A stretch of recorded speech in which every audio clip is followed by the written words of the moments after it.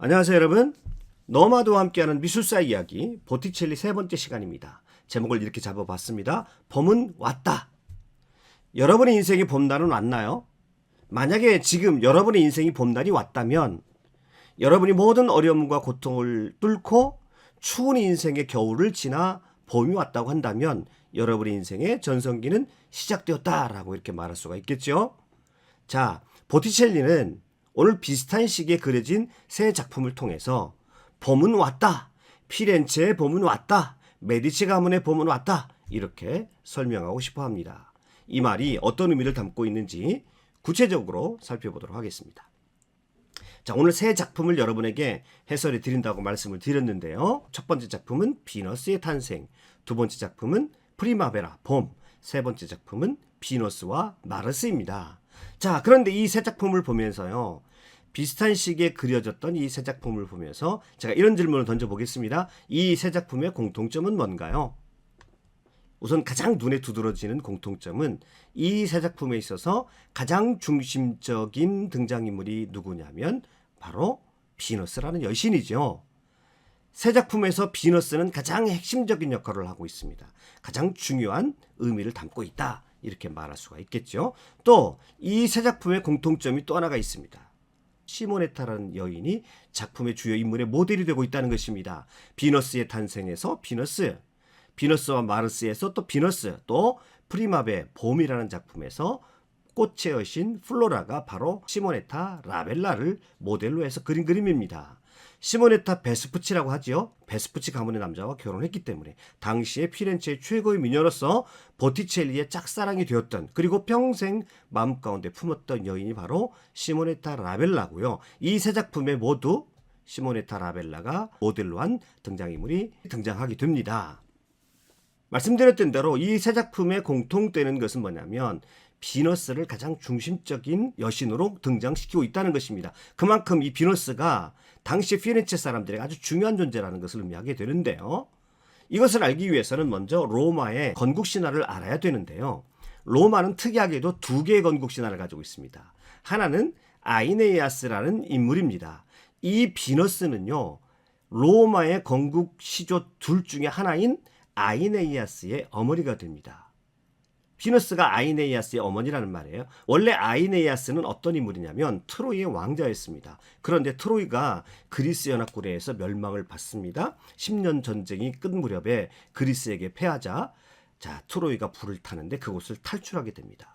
그 멸망하는 트로이에서 탈출하면서 자신의 아버지 앙키세스를 이렇게 들쳐매고 탈출했던 사람이 바로 아이네이아스입니다. 그는 수많은 어려움을 이기고 마침내 로마 인근 라틴 땅에 도착해서 알바론가라는 그런 도시를 세우게 됩니다. 이 알바론가가 바로 로마의 원조입니다. 자, 이 과정, 즉 아이네이아스가 트로이를 탈출해서 로마에 정착하여 알바론가를 세우는 과정을 다룬 이야기, 그 책이 바로 그 유명한 베르길리우스의 아이네이드입니다. 자, 여러분, 제가 언젠가는 또 아이네이드를 여러분에게 해설해 드리는 시간이 있을 터인데요. 르네상스 시기, 특별히 메디치 가문의 통치 기간 중 로렌조 시대가 오면은요, 이 로렌조를 이 아이네이드가 쓰여진 아우구스투 시대에 비견하려는 그런 움직임이 일어나게 됩니다. 그래서요, 이 아이네이아스의 어머니인 비너스가 굉장히 중요한 인물로 등장하게 되고 중요한 의미를 담고 있는 소재가 되는 것입니다. 여러분, 이 비너스가 그리스식으로 말하면 아레스, 로마식으로 말하면 마르스라고 하는 군신과 불륜관계라는 것 여러분 잘 아시죠? 제가 지난번 영상에서 소개시켜 드렸었는데요. 여러 자식을 둘사이에 낳게 됩니다. 그 대표적인 아들이 바로 큐피드다 말씀을 드렸죠. 그런데 이 군신 마르스는요, 로마 시대에 들어오게 되면요, 마르스 군신이 굉장히 각광받는 신이 됩니다. 왜냐하면 로마는요, 전쟁을 굉장히 중요시하거든요. 그래서 로마 사람들은 이 군신 마르스를 되게 좋아합니다. 그러면 이 군신 마르스와 이 미녀 여신인 비너스는 서로 불륜관계로 서로 사랑하는 사이였거든요. 그래서 로마 시대에 오게 되면 비너스와 마르스에 관한 그림이 많이 그려지게 되는데요. 이 시대에 지금 보티첼리는 역시 비너스와 마르스를 토지로 한 그림을 그리게 됩니다. 그런데요, 신화상에서 아까 알바론가를 말씀드렸습니다.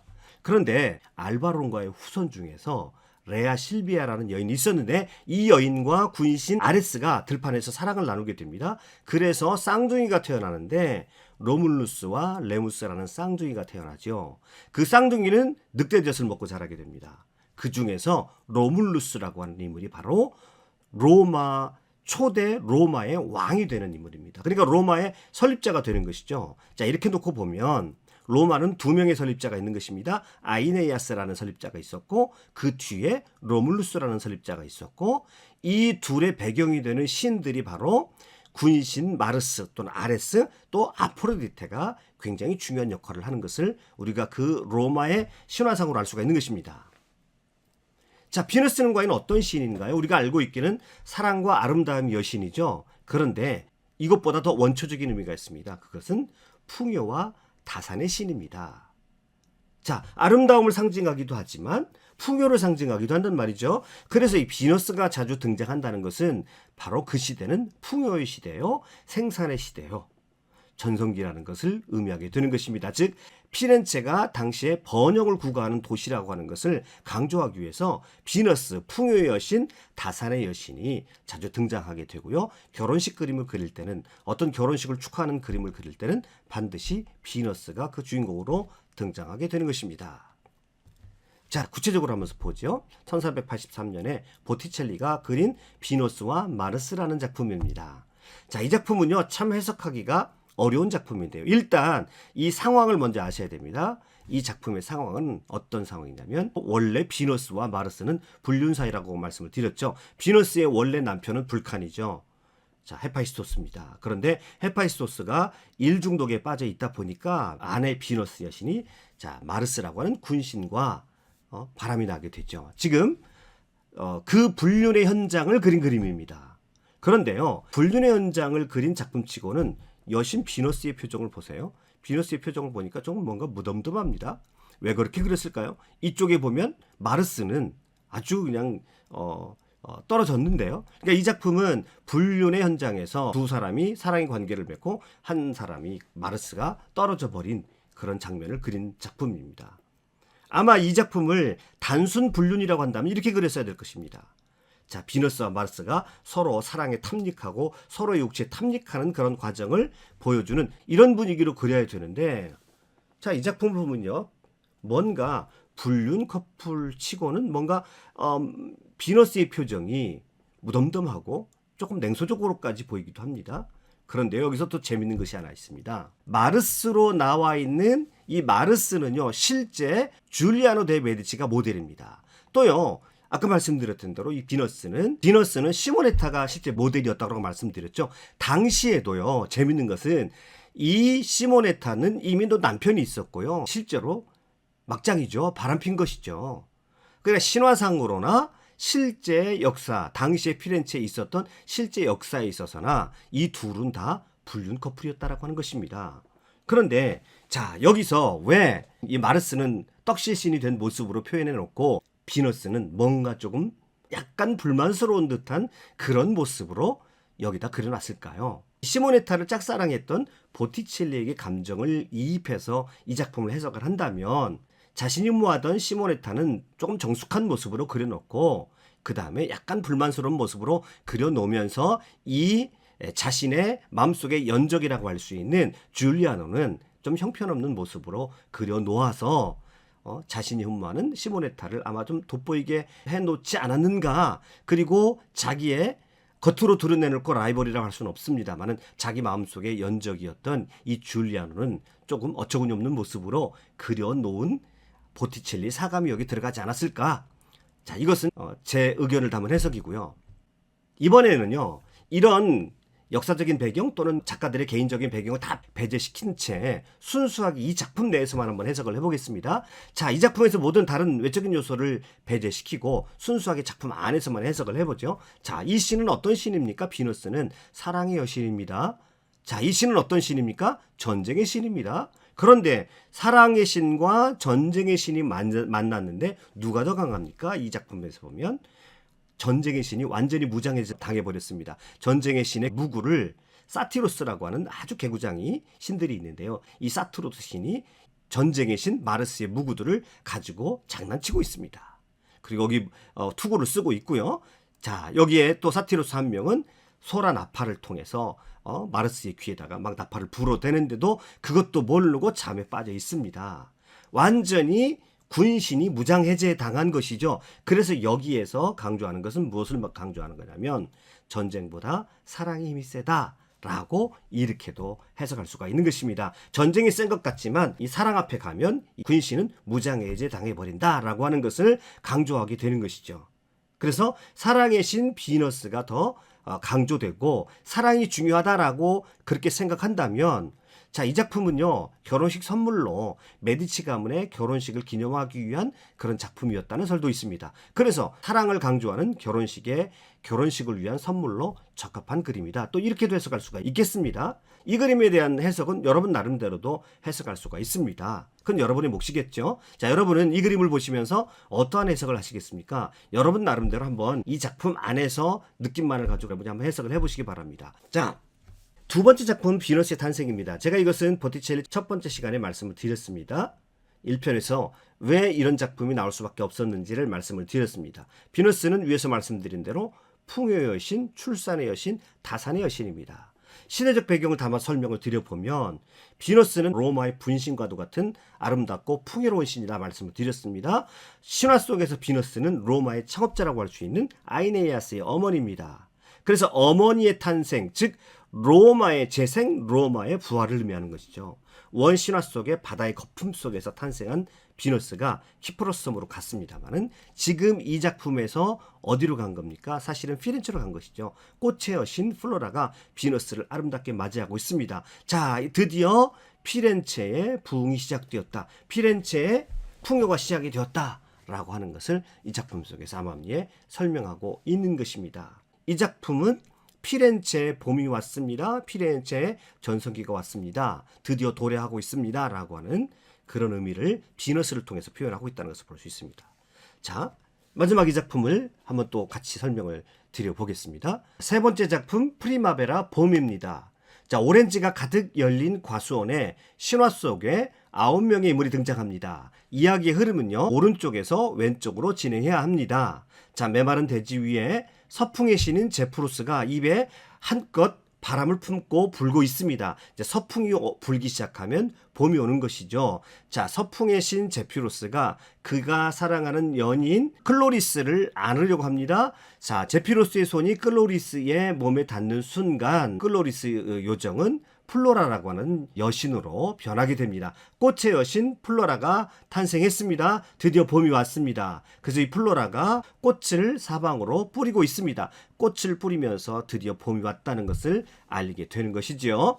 자, 그리고 가운데 비너스 여신이 있네요. 말씀드렸던 대로 지금 이 시기는 비너스가 굉장히 중요합니다. 풍요의 시대, 또 전성기가 왔다는 것을 상징적으로 보여주기 위해서 비너스를 가장 힘적으로 그려놓고 있습니다. 아름다운 곡선으로 몸매를 보여주고 있고요. 약간 비너스의 얼굴을 보면 도도한 표정을 하고 있습니다.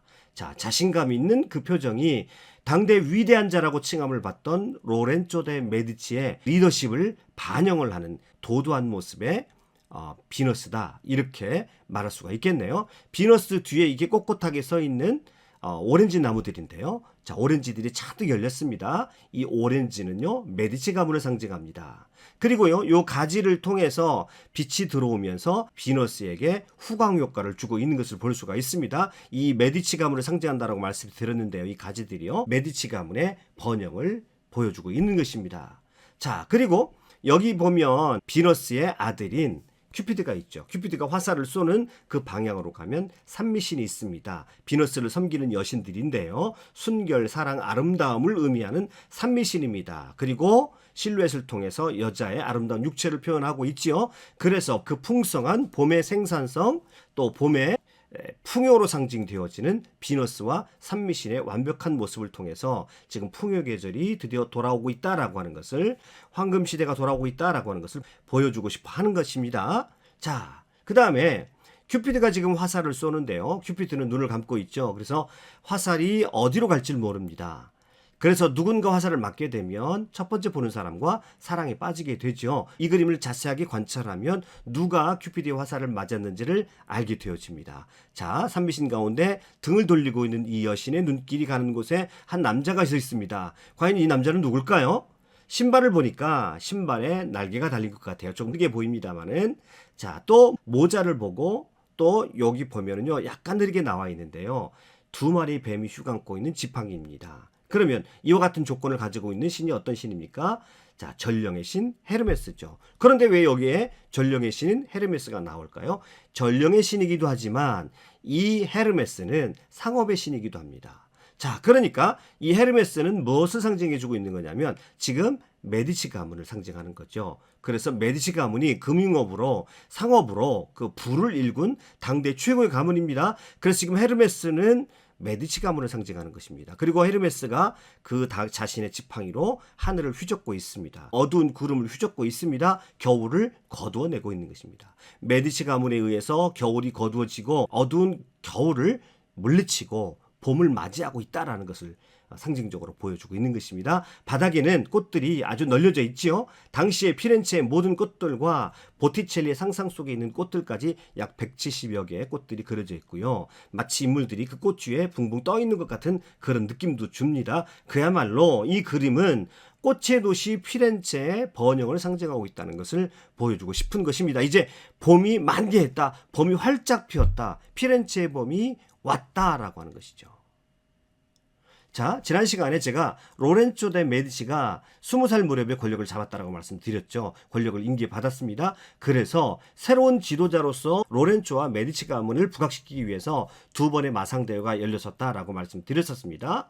이 마상대회 때 로렌조가 입은 갑옷에 이런 글씨가 새겨져 있었습니다. 새로운 시대가 곧 돌아온다. 자, 그런데 그 이후에요. 메디치 가문이요. 정적인 파치 가문에 의해서 몇 년 동안 굉장히 공격을 받습니다. 그러다가 동생 줄리아노가 피렌체 대성당에서 암살당하는 어려움을 겪기도 합니다. 우여곡절 끝에 그 모든 정적들을 다 제거를 합니다. 그리고 그 모든 정적들을 다 제거를 하고 이제 명실상부하게 로렌조가 열어가는 피렌체 황금 시대가 열렸다. 봄이 왔다. 전성기가 왔다라고 하는 그런 의미를 담아서 그린 작품들이 오늘 여러분에게 소개시켜드렸던 그런 작품들인 것입니다. 자, 이 작품이 봄입니다. 구체적으로 이 시대적인 분위기 속에 이 작품의 메시지는 이렇습니다. 봄 왔다. 새로운 시대는 왔다. 모든 정적들을 물리치고 새로운 시대가 돌아있다. 로렌조 시대의 메디치 가문의 승리와 번영을 상징하는 그런 작품이라고 할 수 있겠습니다. 자, 오늘 이 강의를 들으시는 여러분의 삶에도 이런 시절이 왔으면 좋겠습니다. 내 생에 봄이 왔다. 내 생에 내 삶의 전성기가 드디어 왔다. 우리 가족의 행복한 전성기가 마침내 도래했다. 자, 이 작품을 보시면서요. 이런 희망과 기쁨의 외침이 여러분의 삶에 울려 퍼지기를 간절히 기원하면서 이 강의를 마치겠습니다. 오늘도 끝까지 강의 들어주셔서 대단히 감사합니다. 수고하셨습니다.